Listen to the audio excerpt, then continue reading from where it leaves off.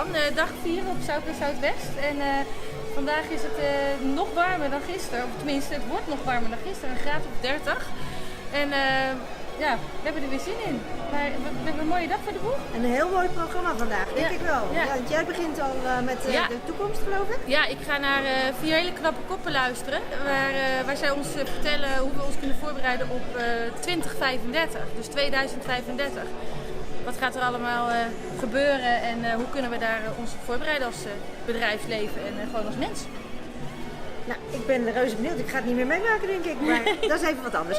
Ik ga vandaag ook hele leuke dingen doen die wat dichter bij huis zijn, hoor. Die eigenlijk van nu zijn. Ik ga luisteren naar Snapchat, want dat is ontzettend in opkomst. En ja, de merken en bedrijven gaan toch een beetje ontdekken wat je daarmee kunt doen. Alhoewel het nog wel, geloof ik, allemaal nieuw en nou ja, we gaan het allemaal leren. Ja. En daarna ga ik naar een paneldiscussie over hoe de traditionele tv zich ontwikkelt en hoe de nieuwe online videokanalen zich ontwikkelen. Hoe dat met elkaar samen gaat werken of juist niet. En nou ja, ik laat me verrassen daarbij. Ja. En de beursvloer? Ja, zeker nog even kijken op de beurs. We hebben nog lang niet alles gezien. Nee, en er is heel veel over food ook te doen. Leuke apps en leuke dingetjes. Dus ja, wie weet gaan we een 3D-hamburger eten. Als die er is. Een taartje. En ik moet zeggen, het einde van de dag hebben we wel ook weer hele leuke dingen op het programma staan. Ja, het is weer een volle dag. Want we hebben heel veel variatie. Want de ene laatste sessie gaat over self-driving cars. Op de 3e verdieping van een hotel. Dus we zijn heel benieuwd of er ook een auto bij zal zijn. Maar wie weet. Ja, en de laatste, dat is er eentje waar ik echt naar uitkijk. Het lijkt me reuze interessant om te horen hoe je een chip in een brein van een mens kan plaatsen. En daarmee geheugen terug kan zetten wat hij kwijt is geraakt. Nou, dat is... het klinkt heel futuristisch, maar ik kan me ook wel voorstellen dat het heel bijzonder kan zijn. En misschien kunnen we die mensen ook weer leuk interviewen om leuke quotes te krijgen of leuke achtergronden te horen te krijgen. En, nou, wie weet wat vandaag ons brengt. Dag 4 op Zuid en Zuidwest. We hebben er zin in.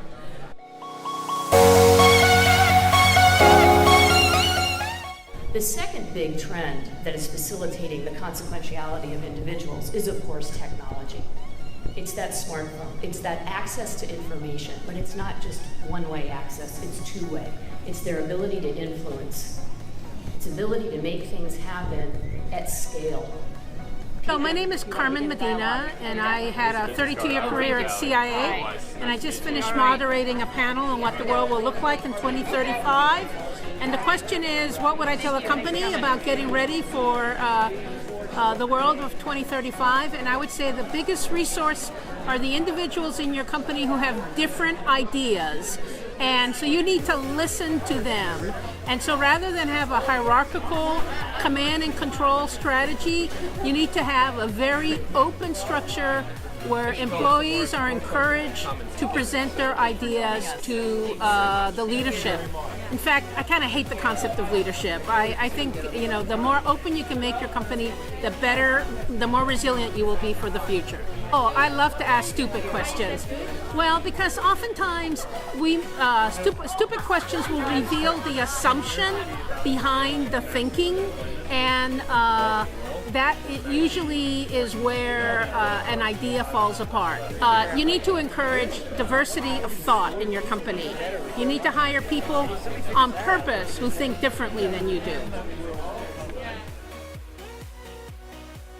I need to look at Snapchat and newer platforms as this media property and channel in which where they can reach the younger demographic. And it's totally new, and it's kind of like the wild, wild west out there. There's no, right now, self-serve ad platform. They're all kind of these one-off deals with influencers like Taryn and others.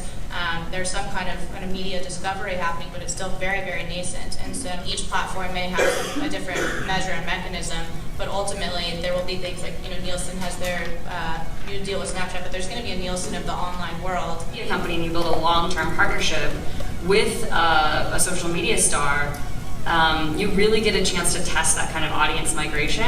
Interesting channel to try and figure out how to reach your audience, and if businesses are able to leverage some of the influencer communities through Snapchat, especially if they're targeting younger demographic, it's a really powerful channel, since kind of the number of teenage eyeballs on Snapchat is astounding. I think, you know, people are watching and consuming content on their mobile devices, and new digital content on video platforms like Snapchat, like Vine, like YouTube on their phones. To me, the Snapchat panel was very interesting, but there was a missing piece here that talks about TV apps and Apple TV.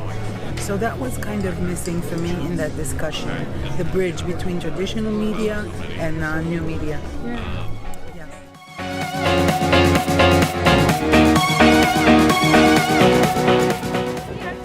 Nou, ik ga een stukje rijden. Ik ben het lopen zat.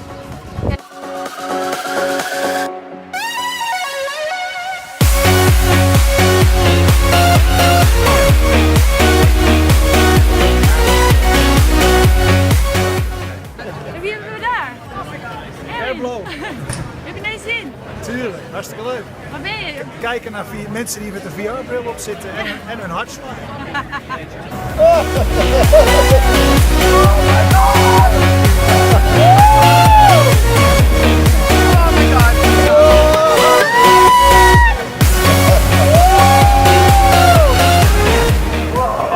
That was awesome.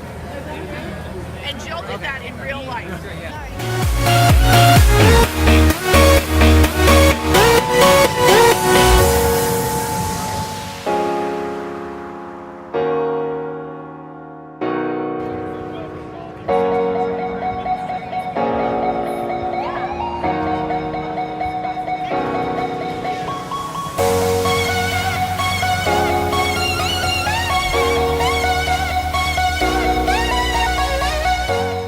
About a range of 300 meters only. But there's something wrong with that. We need to see far beyond this range with respect to being able to communicate and make roads safer, and especially highways safer. When the end generations, the relationship between driving has changed. Driving has become expensive in urban environments, and it's going to get even more expensive. Big access technology, if you think about it, it's about moving people and things, sharing environments, sharing homes, sharing transportation modes. The self-driving car will be in Holland, and this is Saval Oz from Continental ITS. I hope it's there sooner rather than later, but I think it'll be there. I think it'll be there as soon as the operational regs are written, and they are able to create the utility and the use case for people to drive in that environment, and collaborate and come up with the technology fusion required to make sure that you have this safely on the roads, and support the standards that are required to ensure that cars can talk to each other across different vehicle lines. Okay, tot ziens Rotterdam, tot ziens. Studying the brain and trying to understand how the electrical signals that fire inside of our brains equal our moods, our memories, our emotions. So the idea is we have all these neurons in our brain. He actually preferentially went to the wrong one? Was that a statistical anomaly, or was that somebody in the audience? It's always somebody. No, you guys have got really good eyes, and you understand things very well. Yes, the answer is yes. Yeah, well, I don't think it's that far away. I mean, it's because the only step left is this stimulation step. Of course, you have to go through all kinds of procedures for, testing things in a clinical trial phase. Will take 2 or 3 years, but knowing whether or not this is going to be a workable procedure, we'll probably know in 6 months. In 2020 we can order our chips? Well, that's a good guess. It's a good guess. It's closer than you might think. Do you have a card?